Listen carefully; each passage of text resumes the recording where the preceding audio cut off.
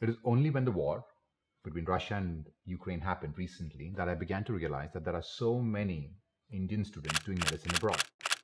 And I found out that there are nearly 20 to 25,000 students doing medicine abroad. The question that came to my mind are these. One, what is the quality of education abroad? What is the cost of education abroad? And the third question is, after you do medicine abroad, is that degree valid in India? I also knew that there are very low number of doctors to people in the country. India is around 0.62 compared to the countries abroad, and it's one of the lowest ratios in the world. The question that I had is, why are there so less medical colleges in the country? If you're listening to this video, you probably know that there are 14 lakh students writing the NEET exams and only around 80,000 seats. The ratio is around 3 to 4% getting into medicine. And even in this, there are government seats, private seats, and NRI or management seats. If you get a government seat, hands down, you should do it. If you get a private seat and the fees is between 7 to 8 lakhs or around 30 to 35 lakhs over 4 years, you should still do it in India. Now, if the fees is more than that and you have to pay a management seat or NRI seat and the cost is more than 1 CR over 4 years, then in my opinion, it's in my opinion only, I think you should not do it. At this point, you have two options. Either repeat NEET, take a year off, study for NEET and give a second attempt, or consider colleges abroad.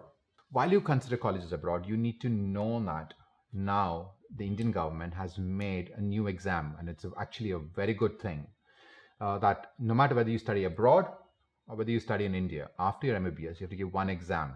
It's called the National Exit Exam. It's going to start from next year, 2023. What is going to happen is if you finish your MBBS here and you want to do your PG, you have to write the National Exit Exam. Or if you study abroad and you want to come and practice in India or want to do PG in India, you have to write the same exam, the National Exit Exam. This is one of the best things that the government has done or the MCI has done. Now, this will bring that no matter where you go, it measures, put them on the same, same yardstick before they get their PG in the country or practice in the country. If I had to consider education abroad or medicine abroad for my kids, or my recommendation would be to the kids at CFAL, or they're my kids too, would be to go to countries which will your prospects increase significantly.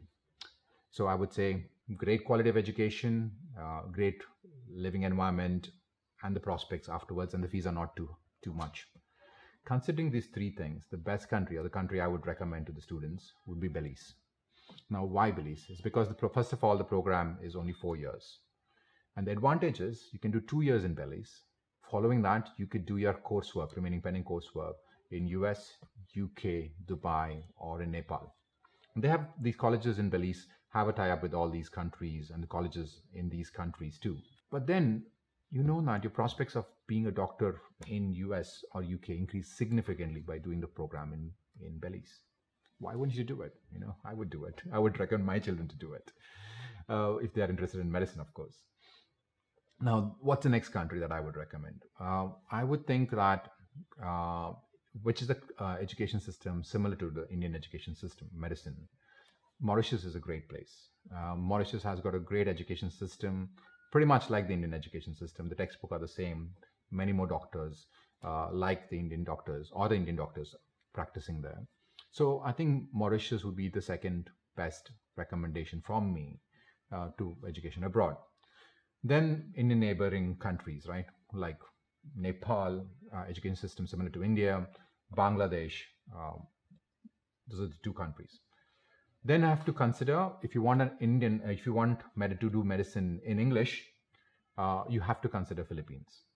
Now, Philippines is a great country. The culture is nice. The people are nice.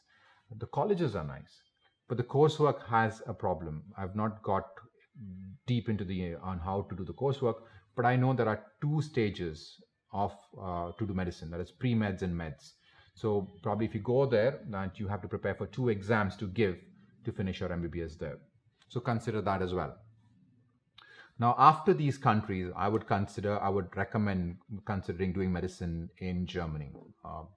But that will require you to learn German when you're doing medicine in Germany.